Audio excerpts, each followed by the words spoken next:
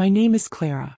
I am 35 years old, and the day my father stood in front of an entire wedding hall and called me nothing but a bastard child was the day I stopped being his daughter and became his reckoning. It happened at his second wedding, a grand affair dripping with chandeliers, champagne fountains, and a rented string quartet. The kind of wedding where appearances mattered more than vows. I hadn't wanted to attend, but some stubborn part of me still craved acknowledgement, still hoped my father would see me as more than his first mistake. I should have known better. As he raised his glass for a toast, he scanned the crowd with a smile that didn't reach his eyes. Then he gestured toward me, standing quietly near the back. "And that," he declared, voice booming, "is Clara, my bastard child. Don't worry, she won't ruin tonight. My real daughter is on her way." Laughter trickled through the room. Not from everyone, but enough. Enough to slice through me like glass. I froze, my cheeks burning as dozens of eyes darted toward me, some with pity, others with amusement. In that moment I was 14 again, standing on the porch in the rain after my mother's funeral, waiting for him to show up. He never did. I gripped my champagne flute tighter, my military instincts whispering to hold steady, not to let them see me shake. Because what they didn't know, what my father had never bothered to mention, was that I had served 12 years in the army. I wasn't just Clara, the unwanted daughter. I was General Whitman, the woman soldiers saluted, the woman who had led missions halfway across the world. But to him I was still the girl he abandoned. Minutes later, his bride made her grand entrance, stunning in white satin, arm in arm with a flower girl who couldn't have been more than 10. The child's curls bounced as she skipped, her tiny hands clutching rose petals. "My real daughter," my father announced proudly, kneeling down to kiss the girl's cheek as cameras flashed. The crowd cooed. The bride glowed. My father basked in the illusion of family. And then the little girl looked up. Her wide eyes locked on mine. Her hand froze mid-gesture, rose petals tumbling from her grip. She tilted her head, studying me with the kind of raw recognition children can't fake. And then, clear as a bell cutting through the murmurs, she screamed, "Oh my God! She's my general!" The hall fell silent. Gasps rippled through the crowd. Guests turned from the girl to me, their expressions shifting from curiosity to shock. I blinked, stunned. The little girl rushed toward me, her white shoes clicking against marble. "It's you. You came to my school last year. You gave us that speech, the one about bravery. You're the general." Her words were innocent, but they detonated in the room like grenades. Camera shifted. Phones lifted. My father's smile collapsed. I knelt down to meet her, forcing a gentle smile. "That's right," I said softly. "I'm Clara." "Yes. I'm a general." The child beamed, clutching my hand as if I were a lifeline. And in that moment, surrounded by flashing lights and murmured disbelief, my father's carefully constructed facade crumbled. His new bride's smile faltered. His guests exchanged looks that were no longer admiring but judgmental. Me. For the first time in years I felt seen. Not as his bastard. Not as his shame. But as myself. If you're watching this, drop a comment below, hit like and subscribe, because what came after that scream turned a wedding into a battlefield. The sound of the little girl's scream still hung in the air when the room erupted. Whispers darted like arrows across the hall. Faces turned toward me, not with pity anymore but with recognition. "She's the general," someone muttered near the front. "I saw her on the news once," another voice chimed in. "She's a decorated officer." And just like that, my father's cruel introduction, "bastard child," was drowned out by murmurs of respect. My father's face drained of color. He slammed his champagne glass down on the table, the stem shattering. "Clara," he barked, his voice thick with anger, "leave. Now." But the little girl clung tighter to my hand, her big eyes flashing with defiance. "No. He's my hero. She told us to be brave, remember? He said family is who stands with you, not who mocks you." Her innocent words landed like a knife to his chest. And the room knew it. I stood slowly, my uniform absent but my bearing unmistakable. The years of command, of leading soldiers through deserts and jungles, lent me a presence no pearls or tailored tuxedos could outshine. I locked eyes with my father. "You wanted to humiliate me tonight. But you forgot one thing. I've spent my life earning respect in places you wouldn't dare step foot. You can call me a bastard if it makes you feel bigger. But in this room, I gestured to the hushed crowd, I stand taller than you ever will. A memory surged forward, unbidden but sharp. Me, 17, waiting in the bleachers after basic training graduation. Other fathers hugged their daughters, tears and pride mingling. He didn't show. I'd written him a letter. He never replied. That day I promised myself I'd rise high enough he couldn't ignore me. And now here we were. The bride shifted uncomfortably, glancing between us. "Darling," she whispered to my father, "maybe this isn't the time." "Silence," he snapped at her, and the whole hall gasped. He was unraveling, his perfect image slipping away faster than he could grasp. Tiffany, the maid of honor, whispered just loud enough for the nearest tables to hear. "He brought this on himself." Eyes narrowed. Guests exchanged knowing looks. Suddenly, it wasn't me under the microscope. It was him. My little half-sister tugged my hand. "Will you sit with me?" she asked, her voice trembling. I nodded. Of course. Together we walked down the aisle between the tables, the crowd parting in silence. Each step felt like reclaiming something that had been stolen. My dignity, my voice, my place. I sat beside her, ignoring my father's glare. He could seethe all he wanted. Tonight his power over me was broken. During dinner I could feel eyes on me. Guests leaned closer to whisper, but this time the weight of their stares didn't crush me. It lifted me. They weren't laughing anymore. They were remembering the woman in uniform on the evening news. The general who had led missions with precision and honor. Andrew, one of my cousins, raised his glass toward me.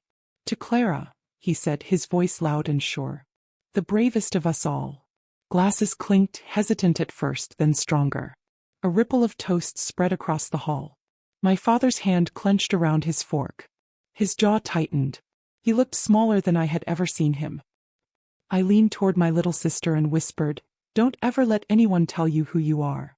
Not even him." She nodded solemnly, her curls bouncing. "You're my real sister," she whispered back.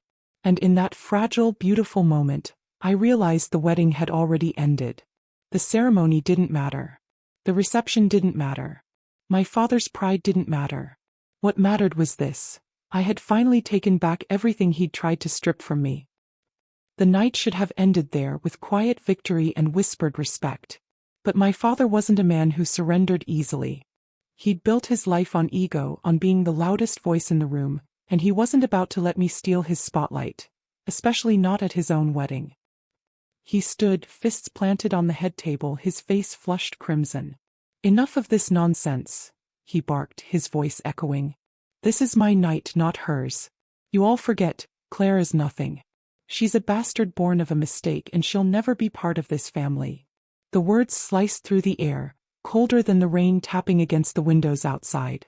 Guests shifted uncomfortably, forks clinking against plates as whispers buzzed like hornets. The little girl beside me, my half-sister, looked at him with tears brimming in her eyes. "Daddy, stop," she whispered, but the microphone picked it up, carrying her plea across the hall. "She's not nothing. She's my general." Her small, trembling voice broke something in me. Not just for myself, but for her. Because I knew what it felt like to be that child. Ignored, dismissed, left to wonder if you'd ever be enough. A memory clawed its way to the surface. I was 9 years old, standing outside his office door while he laughed with his new colleagues. I clutched my school drawing in my hands, a picture of him and me on a swing. I'd knocked, hopeful, but he never answered. Hours later, I left it on his desk. He never mentioned it. That silence had followed me for decades. And now, hearing him call me nothing again, I refused to let it infect another little girl. I rose slowly, letting my chair scrape across the floor. All eyes turned to me. My uniform wasn't on, but my presence filled the hall just the same. "You've called me a mistake my whole life," I said, voice calm but edged with steel. "But you never once looked at what I became. You never saw the soldiers who followed me into battle, the men and women who trusted me with their lives. You never saw the children I spoke to, the ones who looked up to me and believed they could be more." I gestured to his daughter. "Our sisterhood undeniable, even if he wanted to bury it. Even your real daughter sees me. But you never did." The silence was absolute. The kind of silence that swallows breath. My father sneered, his pride his only armor. "Respect earned on a battlefield means nothing here. This is family. And you are not part of it. I met his gaze squarely. You're right. I'm not part of your family. But I have one anyway. The soldiers I served with, the friends who stood by me, the people who respected me not for my bloodline but for my worth. That's more family than you ever gave me. A murmur of agreement rose from the crowd. An uncle I barely knew muttered, "She's right." A cousin shook her head at him in disgust. Even some of his business associates began whispering, no longer hiding their judgment. My little sister squeezed my hand, her small voice barely audible. "Can I come with you after?" I looked at her, my chest tightening. "You'll always have a place with me." And in that moment something shifted. My father hadn't just lost control of the room, he'd lost the loyalty of the very daughter he wanted to parade as his pride. As I turned back to the guests, I spoke one final line. Respect isn't inherited. It's earned. Remember that tonight, because some men build legacies and others destroy them. The hall erupted in applause. Not for him. For me. And in the flash of cameras and clinking glasses, I saw my father for what he truly was. Not a towering figure but a small man finally exposed. The applause still echoed in my ears as I left the reception hall, my half-sister clinging to my hand. For once the spotlight wasn't his, it was mine. But as I walked into the night air, I knew this wasn't over. Men like my father didn't crawl away quietly. They regrouped. They struck back. Sure enough, the next morning the headlines twisted the story. Some tabloids painted me as a jealous daughter who had hijacked her father's wedding. Others spun it as a feud between a military officer and a wealthy patriarch. My father's PR machine was working overtime, desperate to bury what had really happened. But the videos told the truth. Clips of my sister screaming, "She's my general," spread online like wildfire. Within 24 hours, millions had watched, shared, and commented. The world wasn't mocking me, they were condemning him. And for the first time he couldn't silence it. That week he called me. His voice was clipped, cold. "Clara, you've embarrassed me beyond repair. But if you think this makes you the victor, you're mistaken. I will cut you out of everything. My will, my businesses, my name." I laughed softly, the sound surprising even me. "You already did that years ago, Dad. You cut me out the moment you abandoned me and my mother. You can't take away what I never had." I hung up before he could answer, my pulse steady. His threats meant nothing now. That night, as I sat in my apartment surrounded by commendations and medals, a different kind of memory surfaced. I was 24, standing in the barracks overseas, when a fellow soldier asked me why I pushed myself harder than anyone else. My answer had slipped out before I could stop it. Because one day I want my father to know he didn't break me. That was the root of it all.